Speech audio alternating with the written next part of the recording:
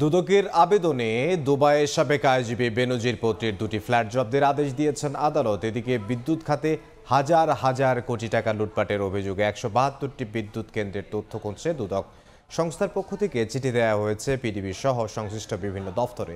পিডিবির চেয়ারম্যানের কাছে পাঠানো চিঠিতে সাবেক বিদ্যুৎ ও জ্বালানি প্রতিমন্ত্রী নসরুল হামিদ বিপুর ঘুষ গ্রহণ, স্বজন প্রীতির মাধ্যমে প্রকল্প পাস করানো, সরকারি জমি দখল ও ভুয়া প্রকল্প দেখিয়ে অর্থ আত্মসাতের অনুসন্ধানের অংশ হিসেবে এসব নথি তলব করা হয়েছে। দুদকে আসা অভিযোগে বলা হয়েছে, আওয়ামী লীগ সরকারের ১৫ বছরে বিদ্যুতের ক্যাপাসিটি চার্জের নামে চলেছে হরিলুট।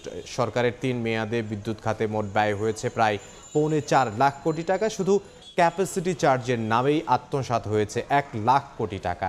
একই সঙ্গে বিদ্যুৎ সরবরাহের জন্য ভারতের আদানি গ্রুপের সঙ্গে আওয়ামী লীগ সরকারের করা চুক্তিতে এনবিআরের শুল্ক ও কর অব্যাহতির মাধ্যমে প্রায় $৪০ কোটি কর ফাঁকি দেওয়ার অভিযোগও অনুসন্ধান করছে দুদক।